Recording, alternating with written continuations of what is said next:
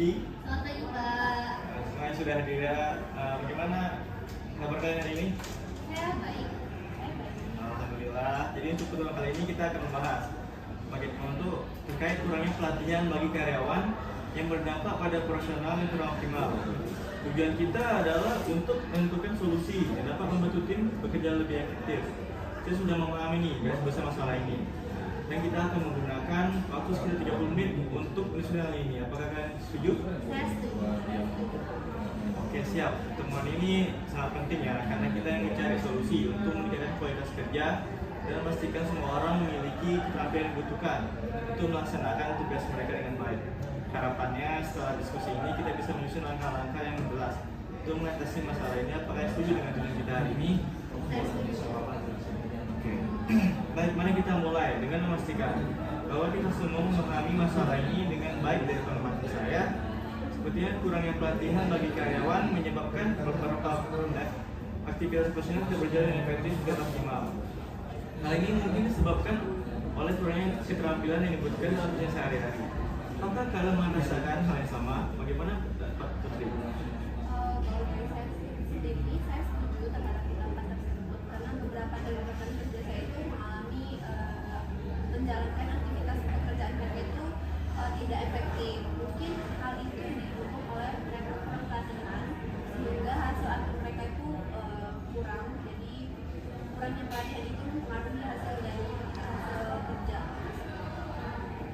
Jadi saya rangkum ya, masalah utama dalam kurang pelatihan menyebabkan ketidakefektifan dalam operasional yang pada gilirannya mengurangi produktivitas tim secara keseluruhan.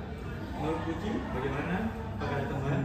Ya, betul sekali itu Andai, karena saat itu banyak karyawan yang merasa tidak cukup siap dalam menghadapi pekerjaan karena sebelumnya itu baru mendapatkan pelatihan dalam pekerjaan itu secara kompleks. Jadi saya Terima kasih atas pendapat kalian. Jadi saya simpulkan lagi bahwa pelatihan yang kurang atau tidak memadai menyebabkan beberapa ketidakefisien dalam tim. Jadi apa dampak dari masalah ini bagi perusahaan dan tim menurut kalian?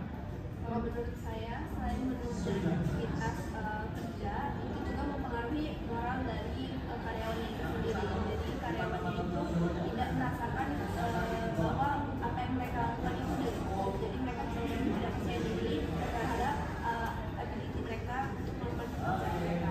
Mungkin untuk perusahaan itu akan berdampak pada pencapaian profitabilitas dari perusahaan itu. Kalau misalnya pelatihan yang diberikan itu kurang. Baik, sekarang kita lanjut ke solusi.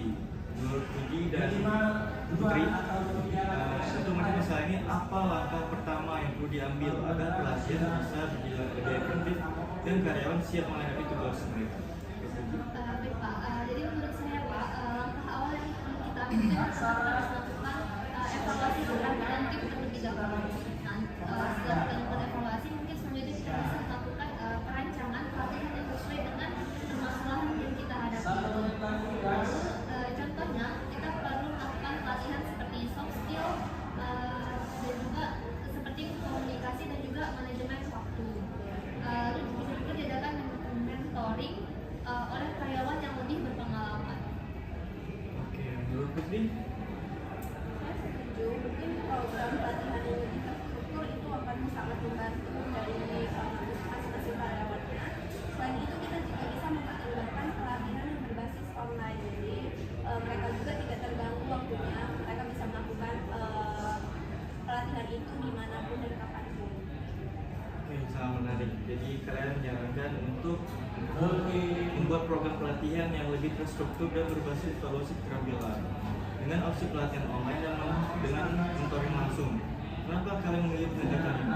Menurut saya sih Pak, dengan evaluasi dan keterampilan kita bisa mengetahui di mana kekurangan tiap individu dari karyawan dan tenaga kerja kita ini, sehingga pelatihan tersebut bisa lebih fokus dan juga terstruktur dengan tujuannya. Juga pelatihan tersebut lebih praktis karena bisa diakses kapan saja dan di mana saja. Dan juga untuk mentoring langsung mungkin juga memberikan pengalaman yang lebih nyata. Oke, menurut Putri bagaimana?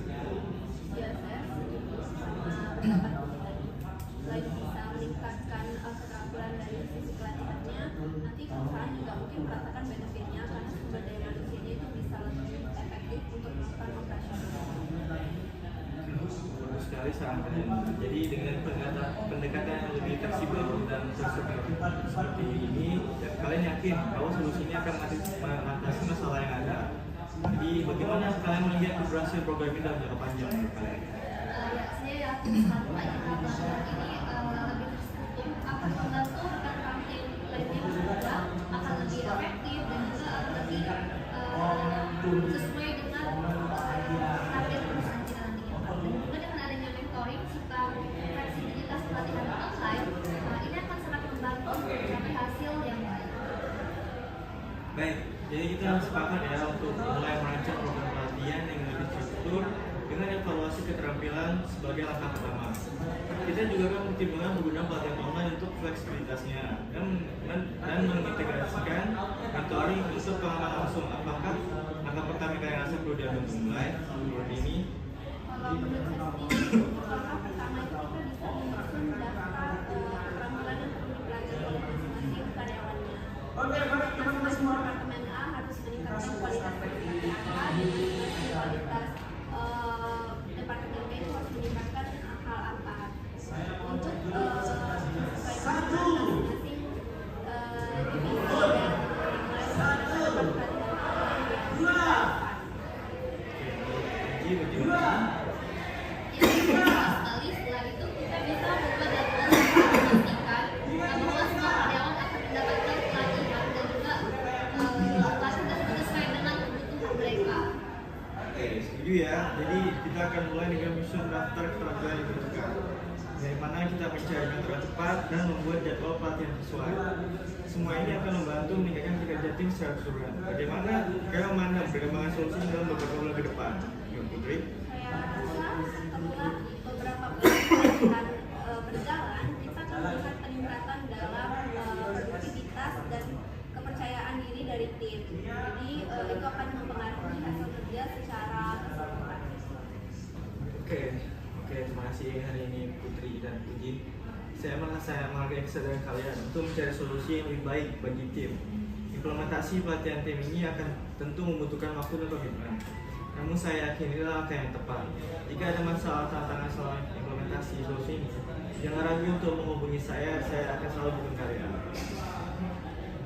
Kasarnya saya akan mulai bekerja sesuai dengan rencana ini dan memastikan semuanya akan berjalan dengan lancar dan juga baik. Terima kasih. Saya juga siap untuk melangkah maju untuk memperbaiki kualitas-kualitas yang meningkatkan lagi.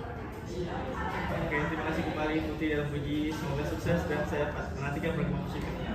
Sampai jumpa di sesi berikutnya. Wassalamualaikum warahmatullahi wabarakatuh. Waalaikumsalam.